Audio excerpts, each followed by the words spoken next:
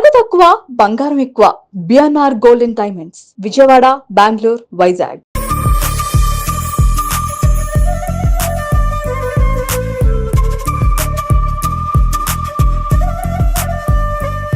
Hi, hello, welcome to Suman TV. నేను మీ Roshan. So చాలా మంది అడుగుతున్నారు అనమాట, ఈ మధ్య కొంచెం హోమ్ టూర్స్ తగ్గాయి అని చెప్పేసి.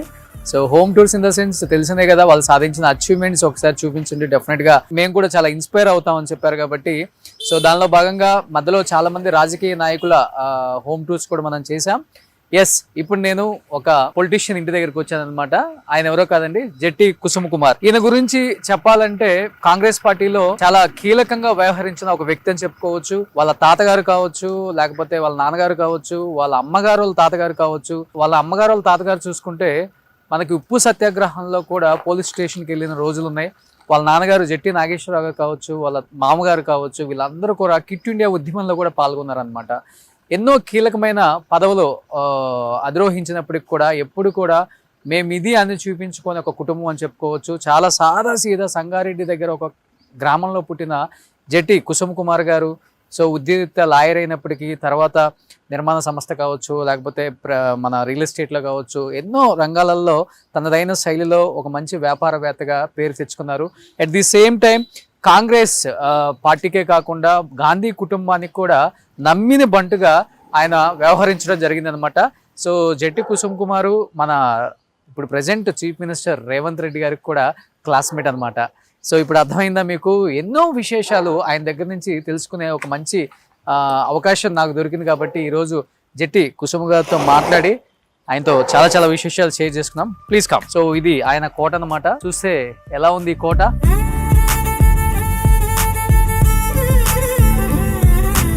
ఫ్రెండ్స్ కదా, బ్యాక్ సైడ్ ఏమో రేవంత్ రెడ్డి గారి ఇల్లు, ఫ్రంట్ ఏమో కుసుమ్ గారి ఇల్లు అనమాట. సో ఇది కుసుమ్ గారి ఇల్లు కాబట్టి ఒకసారి జెట్టి కుసుమ్ కుమార్ గారి ఇంటి లోపలికి వెళ్దాం. చూశారు కదా ఎంత ప్లెజెంట్గా ఉంది బయట ఈ వాతావరణం కానీ.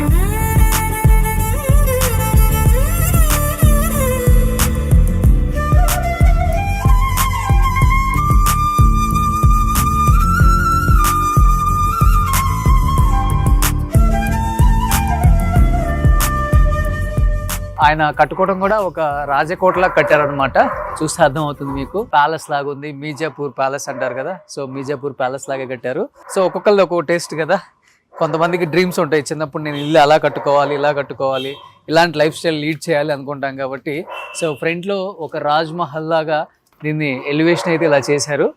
అండ్ రేవంత్ గారిది నార్మల్ ఆర్కిటెక్ట్స్ అట్లా చేశారు, ఈయనేమో ఇలా కట్టించుకున్నారు కాబట్టి. సో ఫైనల్ గా మీజాపూర్ ప్యాలెస్ లోకి ఎంటర్ అయ్యామన్నమాట. అక్కడ కనిపిస్తున్నారు ఈ ప్యాలెస్ కి ఓనరు కుసుమ్ కుమార్ గారు.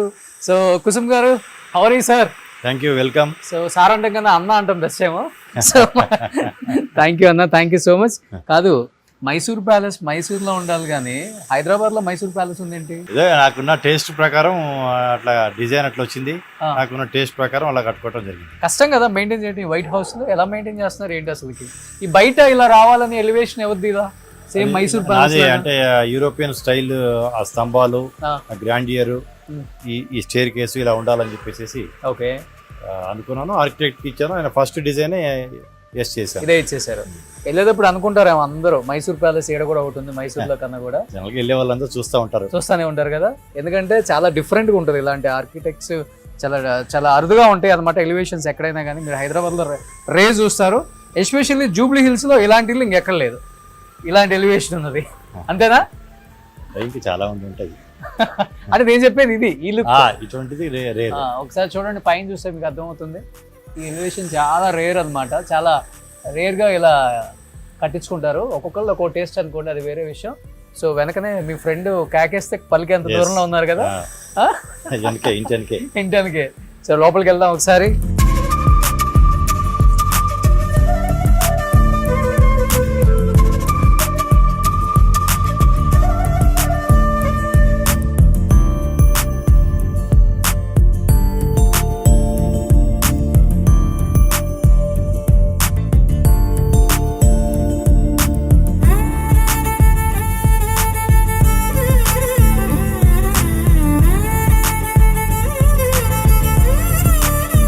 కుసుమన్న లోపలికి రాగానే చాలా పాజిటివ్ వైబ్ అన్న. ఏంటి ఎన్ని మొక్కలు అంటే ఏదైనా ఉందో రీజన్?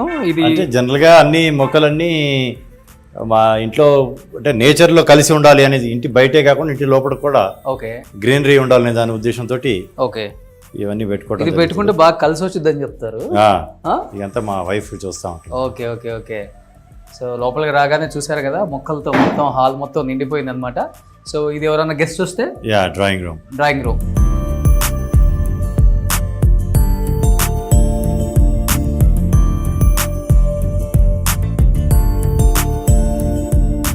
పిన్ డ్రాప్ సైలెంట్ గా ఉందన్నమాట మొత్తం డ్రాయింగ్ రూమ్. చాలా ప్రశాంతంగా శబ్దాలు లేకుండా ఏదో పల్లెటూరులో ఉన్నట్టే ఉంటుంది. అవును, జూబ్లీహిల్స్ లో ఉన్నంత మాత్రాన రణగణ ధ్వనులు అవన్నీ ఏమి ఉండవు ఇక్కడ. Okay okay.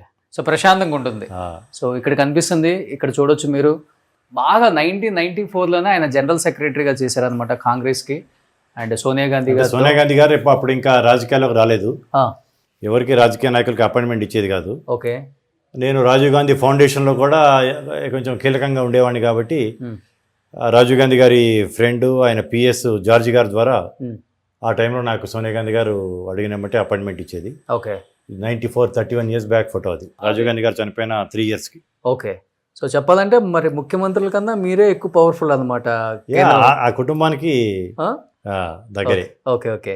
So single phone call yes ఎవరికైనా అంటే ఇక జార్జి గారు జార్జి గారికి చేసేవాడిని. I is the only point of contact మాకు. ఆయన అన్ని చూసేవారు. సో ఇప్పుడు రాహుల్ గారికైనా ప్రియాంక గారికైనా సోనియా గారికైనా అంటే యాక్సెస్ ఉంటుంది కదా మీకు? యాక్సెస్ ఉంది. Same access is continuing. Great. ఎందుకంటే వాళ్ళ కుటుంబం అదేమో 2012లో రాహుల్ గాంధీ గారితో. ఓకే. ఇది ఓకే. సో అప్పటికి ఈయన రాజకీయాల్లోకి యాక్టివ్గా రాలేదు ఆయన కూడా. ఆయన రెండోసారి ఎంపీ అప్పుడు ఆ ఫోటో తీసినప్పుడు. ఓకే. 2004లో ఫస్ట్ టైం ఎంపీ అయ్యారు. 2009లో సెకండ్ టైం ఎంపీ అయిన టైంలో నేను ఆయన్ని కలవడం జరిగింది. అంటే ఇప్పుడు 94లోకి అసలు ఆయన రాజకీయాల్లోకి రాలేదు. ఈమె కూడా రాలేదు. ఆయన అప్పుడు ఇంకా స్టూడెంట్గా ఉండుంటారు. 94 అంటే ఆయనకి ఎంత జస్ట్ 23-24 years ఆ టైంలో. Okay okay. సో చెప్పాలంటే వాళ్ళ కుటుంబం ఉప్పు సత్యాగ్రహంలో కావచ్చు, లేకపోతే క్విట్ ఇండియా ఉద్యమంలో కావచ్చు, వాళ్ళ నాన్నగారు, వాళ్ళ మామగారు, వాళ్ళ అమ్మగారి తాతగారు జైలుకి వెళ్ళిన రోజులు కూడా ఉన్నాయి. అంతా స్వాతంత్ర సమరయోధుల కుటుంబం. మా తాతగారు అంటే మాతామహుడు, మా తల్లిగారి యొక్క తండ్రి, ఆయన ఉప్పు సత్యాగ్రహం సాల్ట్ సత్యాగ్రహం టైంలో జైలుకి వెళ్ళటం జరిగింది.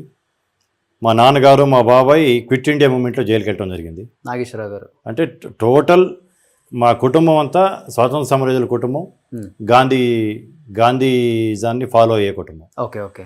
సో దాని తర్వాత మీరు కంటిన్యూ చేస్తున్నారనమాట.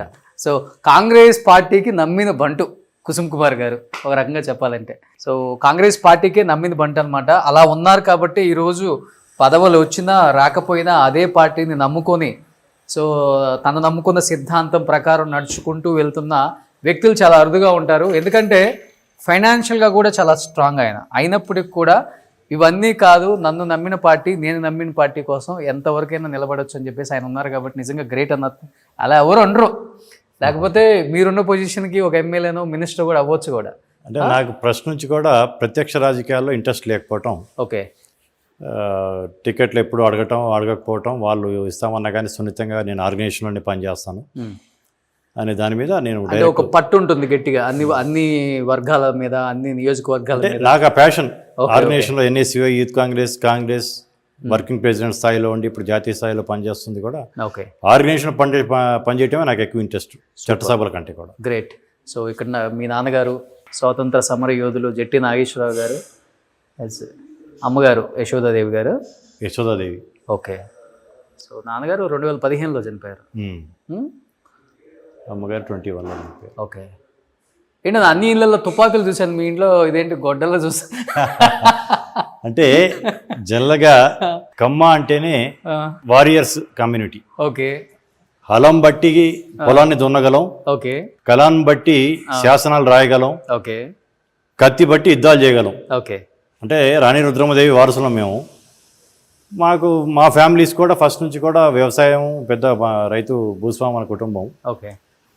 దాంతోపాటు అవసరం వచ్చినప్పుడు కత్తులు కూడా తీయగలిగే ఒక సత్తా. జట్టి అంటేనే మీకు తెలుగు నిఘటంలో జట్టి అని చూస్తే మా ఇంటి పేరు వీరుడు, మల్లుడు, శూరుడు అని చెప్పేసి ఉంటుంది. ఓకే.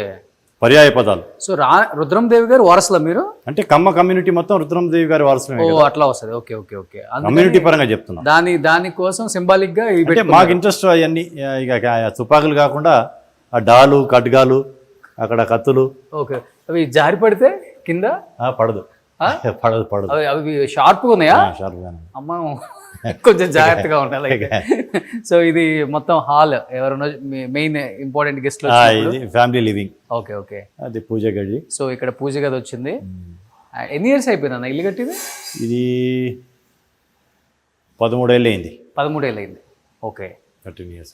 సో 13 ఏళ్ళైనా కదా చూడండి ఎంత బాగా మెయింటైన్ చేస్తున్నారు. అంతా రోజ్ వుడ్ ఫర్నిచరు. మాకంటే ఇంటీరియర్ కూడా ఆ, ఈ మోడర్న్ కంటే కూడా పాత సిస్టమ్ని ఫాలో అవుతుంటాం. ఇప్పుడు అది రోజు వుడ్డే కదా?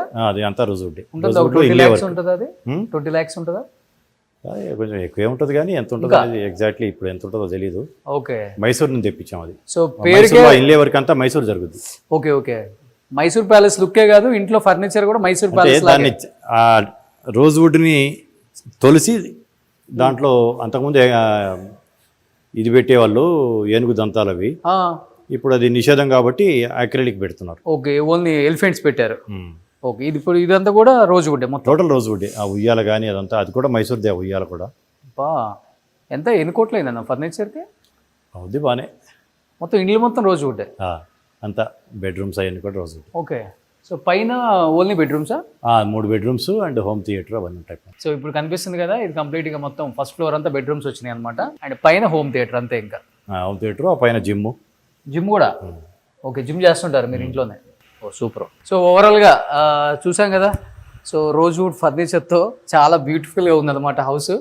సో ఇది ఎవరైనా గెస్ట్లు వచ్చినప్పుడు ఊరికే కిందేమో office room, at the same time car parking. So ఇది ఎంట్రన్స్, ఇదే లిఫ్ట్ కింద నుంచి ఉంది. ఓ సూపర్. సో ఇది ఓవరాల్గా అన్న పర్సనల్ లైఫ్లో ఎలా ఉంటారని చాలామంది అడిగారు. ఎందుకంటే ముఖ్యంగా ఆయన ఆదరించే అభిమానులు చాలా చాలా ఎక్కువ మంది ఉన్నారు, ఆంధ్రప్రదేశ్లో కావచ్చు, తెలంగాణలో కావచ్చు. ఎందుకంటే ఆంధ్రప్రదేశ్ డివైడ్ అవ్వకముందు, సపరేట్ డివైడ్ అవ్వకముందు కూడా ఆయన చాలా కీలకమైన యూత్ ప్రెసిడెంట్గా చేశారు, జనరల్ సెక్రటరీగా చేశారు. 94 నుంచి చాలా యాక్టివ్గా ఉన్నారు కాంగ్రెస్లో. కాబట్టి ఇప్పుడున్న ఆంధ్రప్రదేశ్ కాంగ్రెస్ని ప్రేమించే నాయకులు అందరూ కూడా అడిగారు, కాంగ్రెస్ని ప్రేమించే కార్యకర్తలు అడిగారు, జెట్టి కుసుమకుమార్ గారు అసలు పర్సనల్ లైఫ్ ఎలా ఉంటుందో కూడా ఎవరికి తెలియదు, అట్లీస్ట్ మీరు కొంచెం తెలియజేయండి అని అడిగారు. కాబట్టి ఒక చిన్న ప్రయత్నమే. సో సంగీత్ ఆలస్యంగా ఇంటర్వ్యూ స్టార్ట్ చేద్దామన్నా. So please. సుమన్ టీవీలో మీ పర్సనల్ అండ్ బిజినెస్ ప్రమోషన్స్ కోసం కింది నెంబర్కి కాంటాక్ట్ చేయండి.